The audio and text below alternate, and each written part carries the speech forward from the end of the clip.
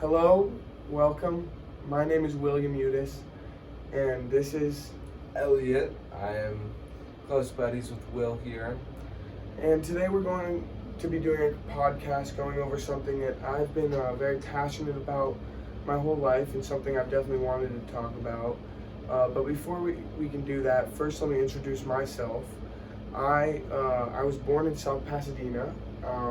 I lived there till I was 7, so I grew up there. Went through kindergarten. I loved it. Did first grade, and then I moved to Maui, and I lived there all throughout high school. Basically my whole life has been on Maui. I was born and raised, in California, but I'm an island boy. Island boy. And after looking around, I found San Diego to be the best college for me. So I landed at SDSU, and I've loved it here ever since. And there's a couple. I'm majoring in management entrepreneurship and minoring in TFM, I which didn't is know that. Oh, TFM. yeah, TV, I guess film, that, media. that makes sense with your dad and everything. Exactly, yeah. And I did a short film for my senior project, so I'm super interested in film and everything Wow. it has to offer. So that's pretty much me. It's okay, don't It's all worry. good. Yeah, Excuse my French. I'm from San Francisco. I grew up in a big arts family. So mom, violinist playing around with symphonies, and my dad, even their parents, all musicians, and my brother. Anyway, everybody's an artist. So I had a very kind of strange upbringing, not unlike most kids, but I kind of feel blessed for that. And I'm the first to come to like a normal college that's not for music, and so I am going into psychology here at San Diego State, which I'm very excited about, very passionate about it.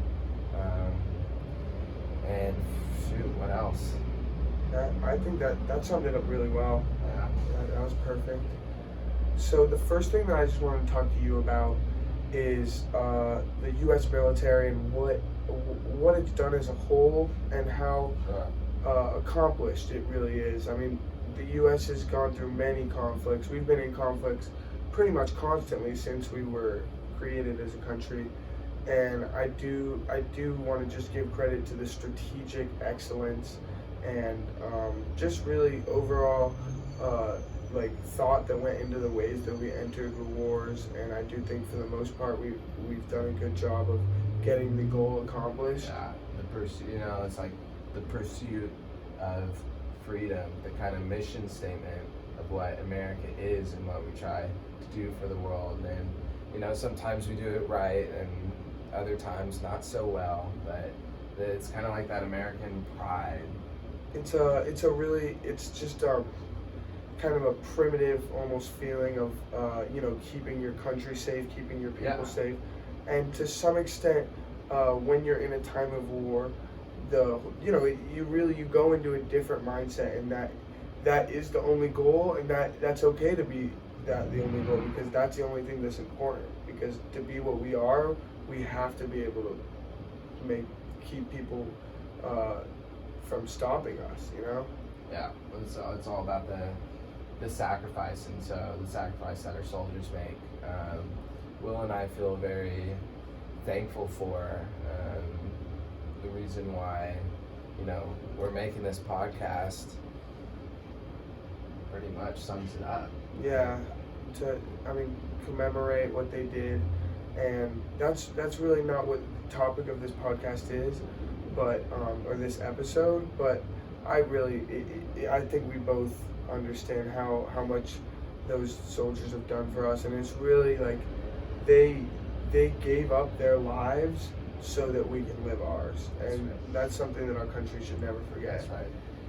Now, going into the next thing I wanted to talk about was just kind of the new technologies that the government and the military has come out with through all different branches of their military: Navy, Air Force, Army, Marines. So it's like I've just been impressed with the airplanes and ships that they've been able to create, and I feel like they've also come up with really high-tech drone technology. Yeah, we're going into an era that's um, warfare, the 21st century, going into this. We are in the modern age, but we're going into kind of, I don't know what to call it. It's just a that, scary, it's a horrifying time. It is a horrifying time because as amazing as all this technology can be, used for whether good or bad, in a setting, in a war, it can be detrimental. It can be pretty savage. And I think it really changes, like what I actually watched a video recently about was there's these new running shoes for track athletes for the 100-meter, and marathon runners have been using them, and they've been abolished. They can't be used in any kind of official race because the air cushion on the bottom and the metal plate, both of those combined, gives the runner such a advantage or such a lift back when they put their step down. They rely on the lift back, and they're getting times that they've never seen before. So it really makes them question how do you stop that, because they're still just running, but the shoes are kind of they're helping. So in that sense, I feel like with war, I don't know if we'll ever see another battle where it's just going to be ground forces brooding it out, because it's terrifying, but the future could just be drone strikes, and that's horrible. That is just a fiery mess. Well, it's strange because you don't want people fighting each other, you don't want people killing each other, but at the same time you don't want to start using technology that separates. It's hard to describe what I'm talking about, but let's just compare it to, you go to class in person, right? But if you send a robot to go to class for you, you start getting disconnected from your education. You start not caring as much, and that can be dangerous because if you're just sending drones in mindlessly spraying down soldiers, it's it turns into like a video game where you don't really feel the consequence as much, and that pressure as you would being on the battlefield. Exactly, and that just can be a dangerous thing, because it's we don't want war to break out, but how do we set a a code of conducts? Because of course the nuclear bomb is just illegal. It's a war crime. You can't use it because of its mass destruction. Yeah. So where are we able to draw a line where we say that causes too much mass destruction? It cannot be made. You cannot produce it. Yeah, and because the whole nuclear thing, with Hiroshima and Nagasaki, really seeing that destruction. My great-grandfather, he was one of the island hoppers in World War II, and his job was to go to the sites after the bombs and kind of record what was going on there. And I guess he wouldn't talk about it much, but it's very devastating. And having those agreements worldwide where, hey, look, let's not do this to each other. It gets complicated, and countries want to go nuclear. They want to have that nuclear power because it's kind of a leverage thing. It's kind of makes you feel safe, which is to some extent, isn't any country with a nuclear bomb has a loaded gun that they can point at anyone. So what happens when multiple countries have nuclear bombs is everyone's just pointing their guns at each other, and it doesn't take a math genius, a scientist, to figure out what happens if everybody shoots their guns. Definitely not. Yeah. So it's what technology can we cut off so that war, when it does break out, because we're not a high enough level of conscious species that we're just going to be able to stop war. I don't think we're at a level there. I think it'll be good to agree upon.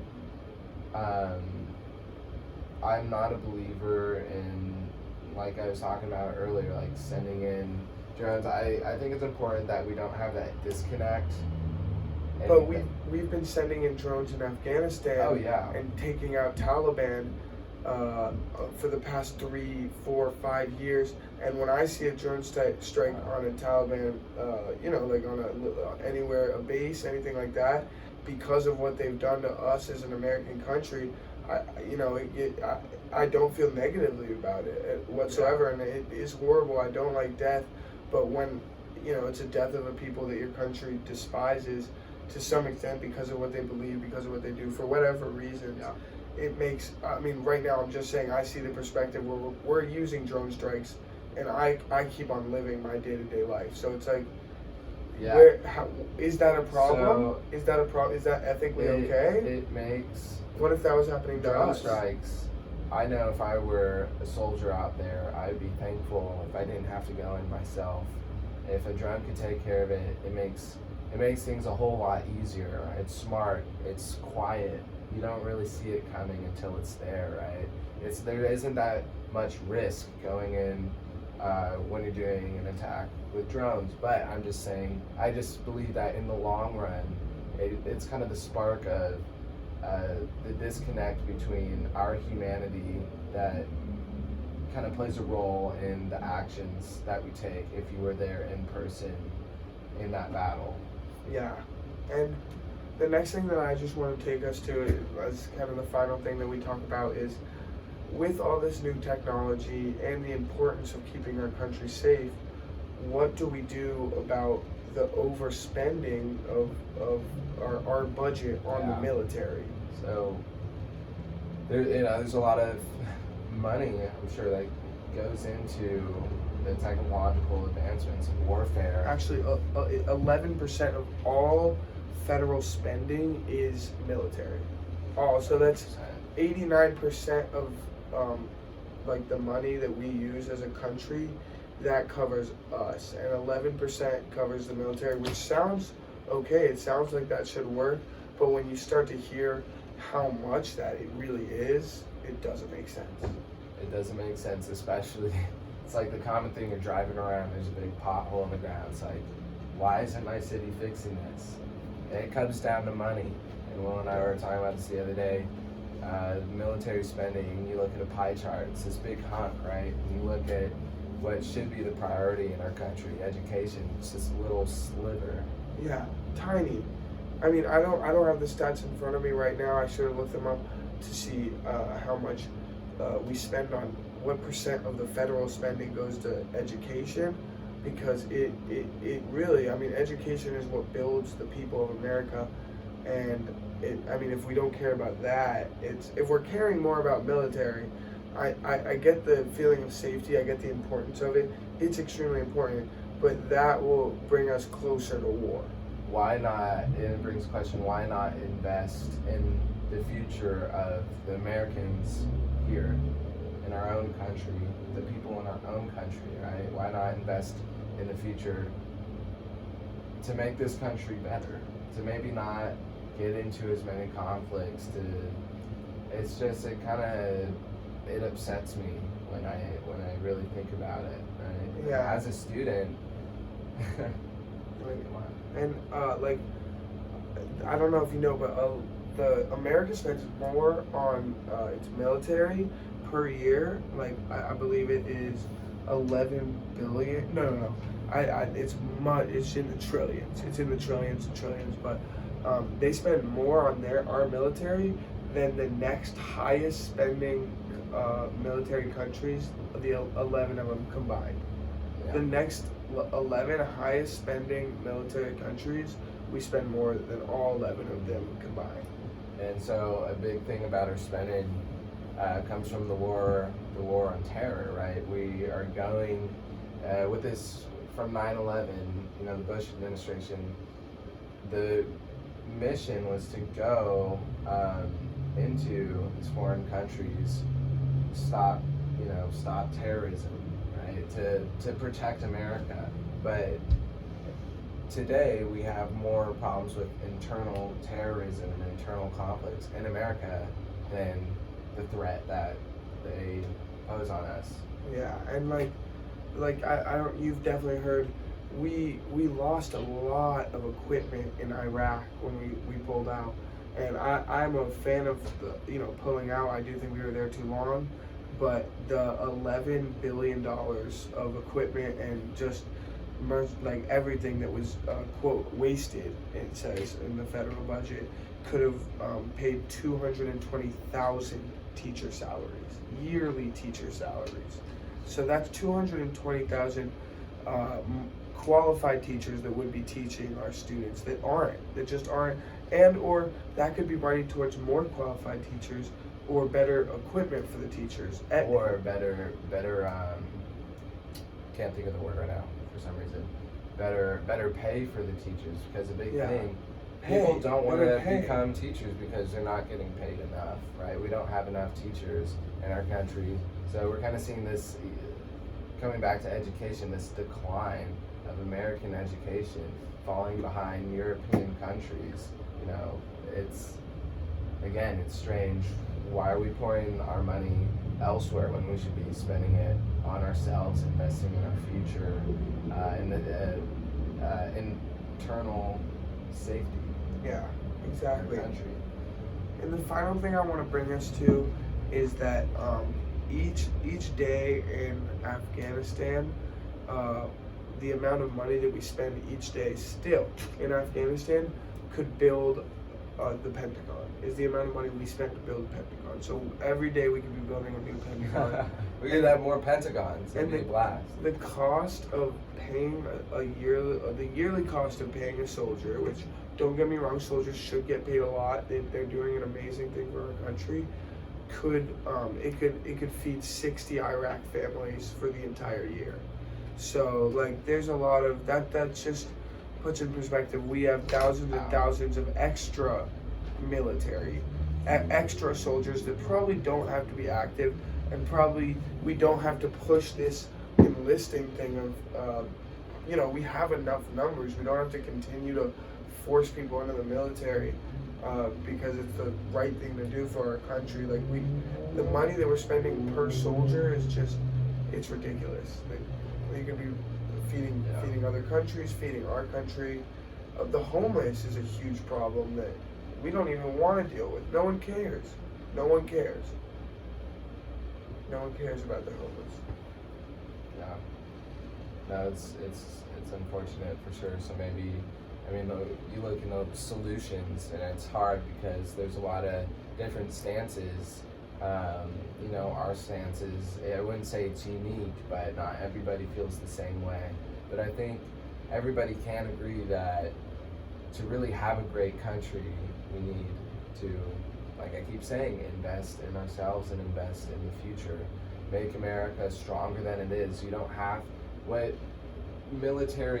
it makes a strong country, but we don't need to have strength in our force of violence. Yeah. We should have more strength in other places, because we're always going to have that strength, but I think it's time to branch out. And with that, I think that was a wonderful podcast.